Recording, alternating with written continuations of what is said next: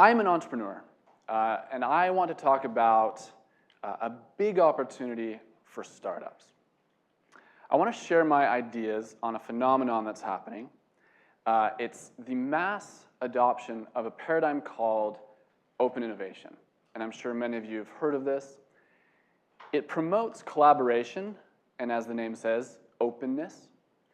And it essentially says that corporations need to start looking externally for ideas and innovation.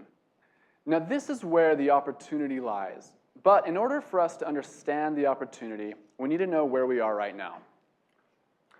So startups are innately innovative. They're flat, they're lean, they're accessible, they're open.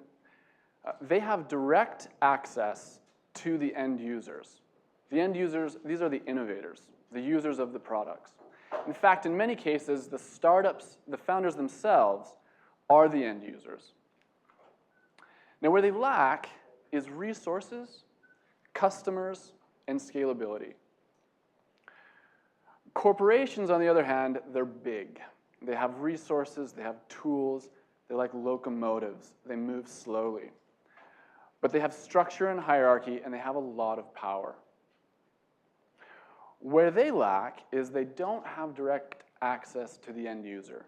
The end user is the innovator. They also lack agility, and they have this tendency to be closed and territorial.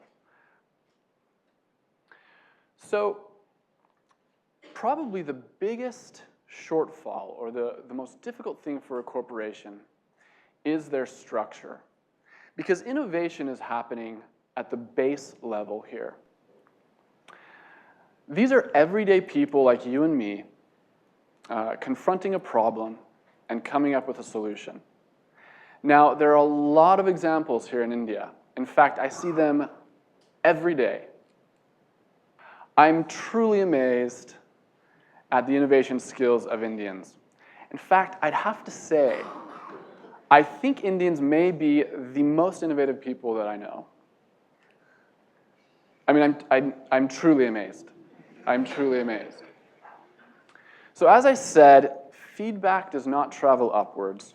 Corporates struggle because the innovator is at the base. And that's just the way it is. And that needs to be understood by everyone in order to move forward.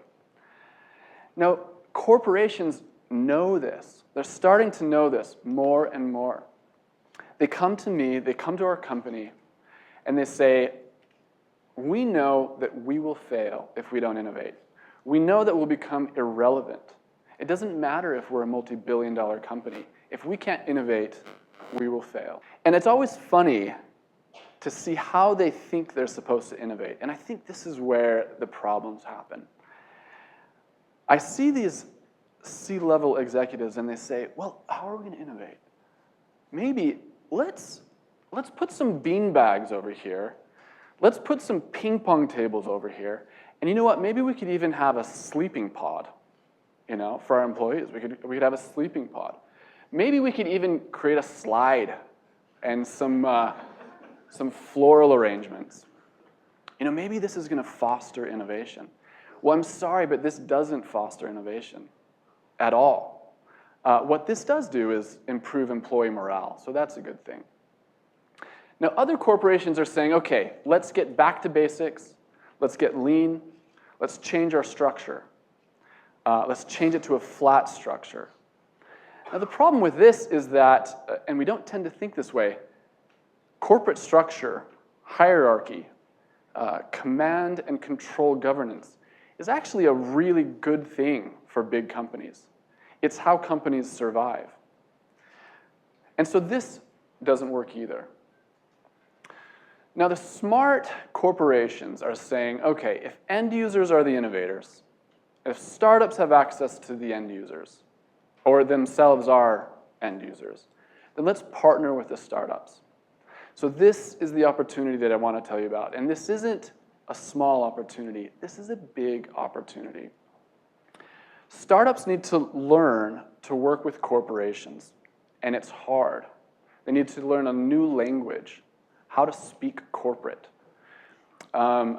I constantly have startups calling me and saying, hey, can you connect me to C-level executive X at ICICI Bank?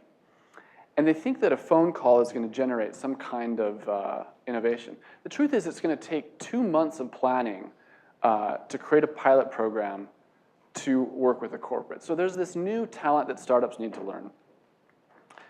They need to learn how to speak corporate and work with corporates. Corporates, on the other hand, it's more challenging. They have to change their culture. They need to become more open, and they need to be less territorial. And then after that, they need to provide tools, and they need to empower startups. So over the last 3 months, I've been traveling across 3 continents, and I've met with about 100 startups. And there's one notion that continuously surfaces, and that is the notion that startups are at war with corporates. And I want, if there's one thing that you take away from this, I want you to take away that this is not the case. This needs to not be the case. There are the exceptions. There's Airbnb taking on the hotel industry. There's Uber taking on the taxi industry. But these are the exceptions. Startups need to think differently. They need to be the enablers, and they need to be the collaborators. The corporates already have this appetite. I met in South Africa with a young man named Brian, and he said to me, Adrian, I'm going to provide crop insurance for all the rural farmers in Africa.